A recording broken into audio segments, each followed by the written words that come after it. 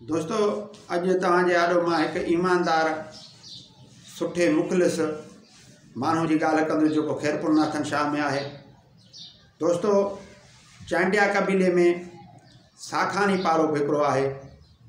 साखानी पारे में एक अज़ीम इंसान जो एक वही जान रखंदड़ अदल इंसाफ़ कंदड़ एक शख्सियत है जंहिंजो नालो तालिब हुसैन चांडियो है। जो हिते खैरपुर नाथन शाह में जेके फैसला करे तो वह अदल और इंसाफ़ ते मबनी करे तो, जंहिंजे लाइ भली चांडिया हुजन या बे कौम जा हुजन, मगर हू हक़ और सच जे मुताबिक फैसला करे तो।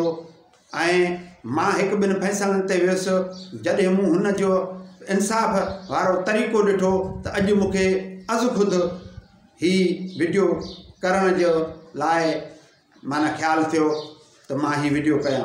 दोस्तों मेहर ताईं जेके भी साखानी चांडिया आहिनि उहे भी उन जे चवण में आहिनि। एक वाक़ियो मां तव्हांखे ॿुधाईंदो हलां त कंहिं दोस्त प्लाट वरितो ऐं उन खे 8-10 साल गुज़री विया। उहो चांडियनि खां प्लाट वरितई ऐं जॾहिं लिखाई जो टाइम थियो त उहो चांडियो लिखी न पियो ॾिए, मुकरजी वियो।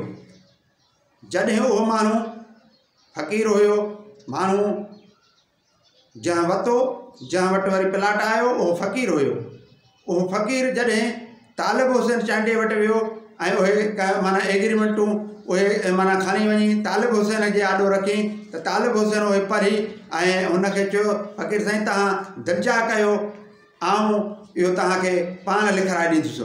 पोइ ॿिए ॾींहं ते तालिब हुसैन उन ॾे रिंग कई ऐं चयाईं त तव्हां वञी फ़र्द कढरायो, तव्हांखे फ़ोटू मिलंदा ऐं सनासी कार्ड मिलंदा।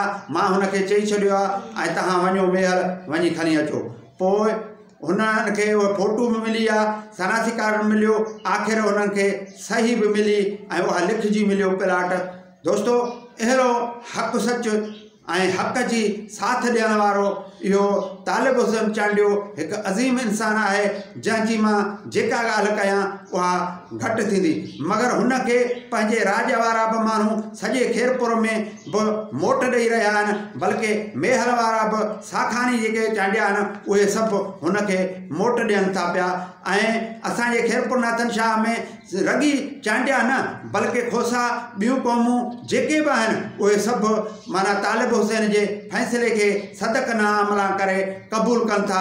अहिड़ो हुनजो माना किरदार, हुनजे किरदार माना सराहण जोॻो आहे, जंहिंजे लाइ मूं अॼु ही 2-3 लफ़्ज़ जेके मूं हिन महिल तव्हांजे आॾो चया मां ईअं सम्झंदुसि त अञा मूं वटि लफ़्ज़नि जी खोट आहे जो मां तालिब हुसैन चांडिए जी ॻाल्हि कयां। महिरबानी।